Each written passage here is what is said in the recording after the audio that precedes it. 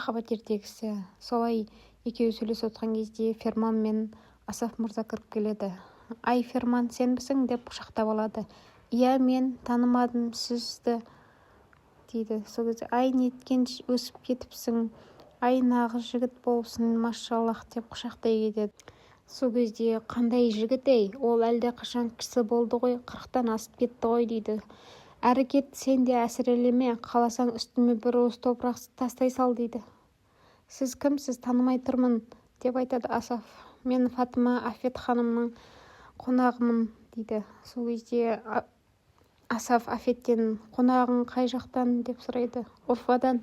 Мен Афеттің жастық шағында құрбысы едім, тіпті ол менің ақыреттік досым.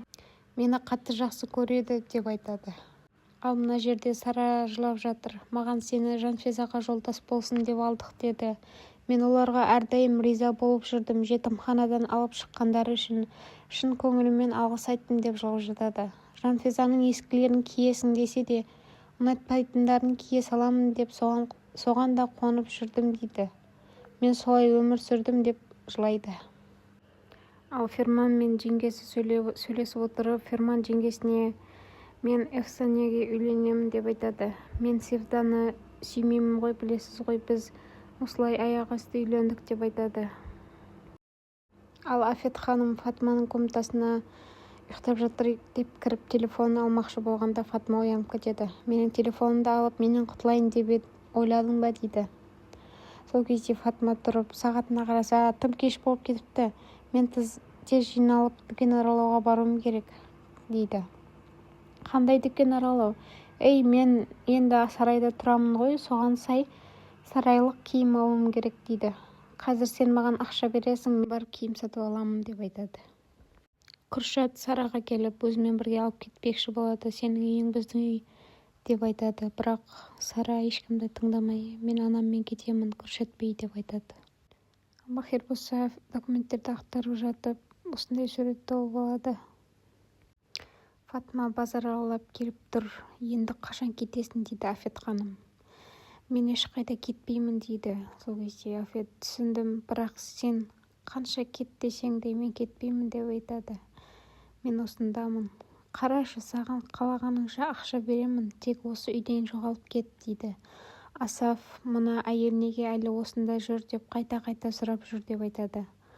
Бұл үйде тағы қанша уақыт қалмақсың өзі деп сұрайды. Ал Фатма болса, өмірім жеткенше енді тағдыр солай дейді.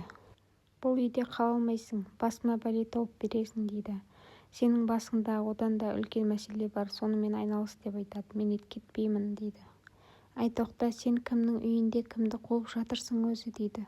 Бұл менің ұлымның үйі, енді ғана есіңе түсті ме ұлың бар екені деп айтады.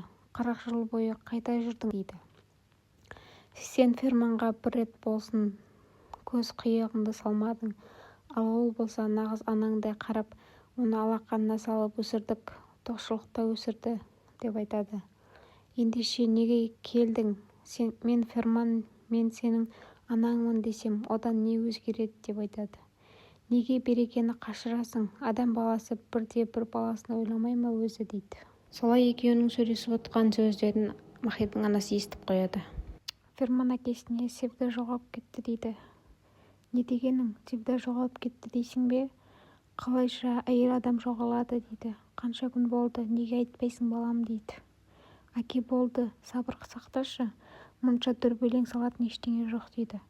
Қандай сабыр ей, ол әйел тірі ме, өлі ме, соған да алаңдамайсың ба дейді. Бұл қандай салғырттық өзі.